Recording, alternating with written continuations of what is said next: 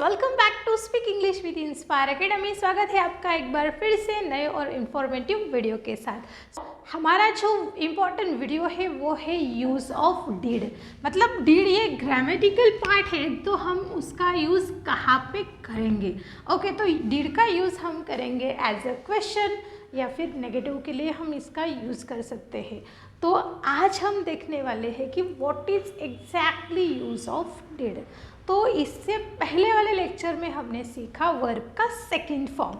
तो वर्ब का जो सेकंड फॉर्म है वो हम कब यूज़ करते हैं। तो वर्ब का सेकंड फॉर्म हम यूज़ करते हैं जो एक्शन पास्ट में हुई है, मतलब सिंपल पास्ट के लिए हम यूज़ करते हैं। तो सिंपल पास्ट के लिए जस्ट लाइक मैं सुबह जल्दी उठी, मैंने एक्सरसाइज की, मैंने पानी पिया, मैंने खाना खाया, सूरज पूरब से उगा, मतलब यह एक्शन रिसेंटली हुई है, कल या फिर रिसेंटली हुई है। इस एक्शन के लिए हमने वर्ब का सेकंड फॉर्म यूज़ किया। ओके, तो आज ये डिड का यूज़ है जो सेकंड फॉर्म हमने यूज़ किया है, मतलब सिंपल पास्ट के जो सेंटेंस है उसका क्वेश्चन बनाने के लिए हम डिड का यूज़ करते हैं। जैसे कि क्या मैं सुबह जल्दी उठी, did I wake up early in the morning, क्या तुमने खाना खाया, डिड यू हैव फूड, मतलब यहाँ पे क्या तुमने ये किया, क्या वो तुमने किया। ये एक्शन बोलने के लिए हम, मतलब क्वेश्चन तैयार करने के लिए हम डिड का यूज़ करते हैं। तो देखिए उसका फॉर्मेशन क्या है।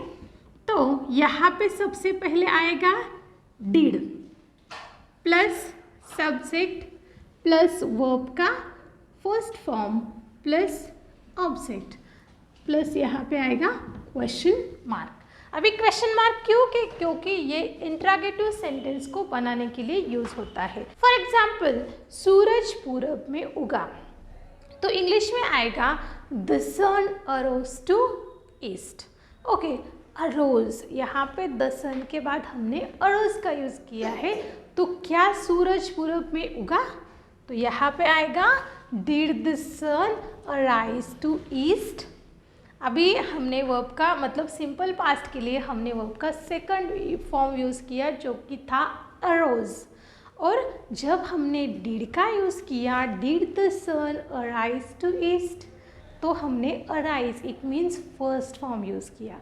जब आप डिड का यूज़ करेंगे तो वो जो सेकंड फॉर्म है वो फर्स्ट फॉर्म में कन्वर्ट हो जाता है, क्योंकि डिड है ऑलरेडी पास्ट फॉर्म है डू और डज का। तो डू और डज का डिड है पास्ट फॉर्म है, तो यहाँ पे वर्ब का फर्स्ट फॉर्म आना नेसेसरी होता है, हम डबल पास्ट फॉर्म नहीं ले सकते। ओके, चलिए कुछ एग्जाम्पल से उसको और डिटेल में समझते हैं। फॉर एग्जाम्पल, उसने मुझे बुलाया।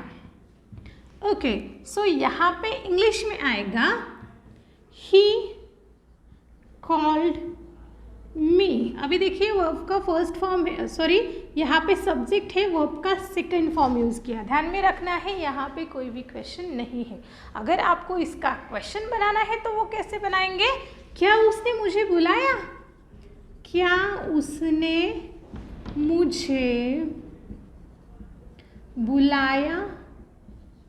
ओके, यहाँ पे क्वेश्चन मार्क है, तो यहाँ पे आएगा did he call me, did he call मी। अभी देखिए यहाँ पे कॉल्ड का यहाँ कॉल हुआ है क्योंकि यहाँ पे डिड का यूज़ किया है।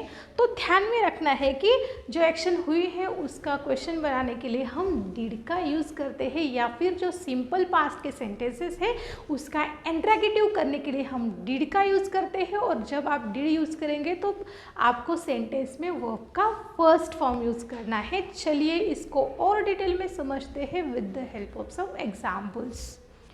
First example is did you buy a new car, क्या तुमने नई कार खरीदी। ओके, तो यहाँ पे क्वेश्चन है कि क्या तुमने नई कार खरीदी, मतलब एक्शन हुई है तो उसी से रिलेटेड एक क्वेश्चन है। तो यहाँ पे आएगा did you buy a new car. Next example, did you buy a new phone, क्या तुमने नया फ़ोन खरीदा, did you buy a new phone. Next is did you rent a car for the trip, क्या तुमने trip के लिए कोई car rent पर ली है। Okay, then did you rent a new apartment, क्या तुमने नया अपार्टमेंट लिया है रेंट पर, लिया है, किया है, ये जो एक्शन है उसी के लिए हम डिड का यूज़ करते हैं। Next is did he send you an email, क्या उसने तुम्हें ईमेल भेजा। Okay, so did he send you an email. Next example, did it work well, क्या वो काम अच्छे से हुआ, did it work well. Next is did he pay for the food, क्या उसने खाने के लिए पैसा दिया।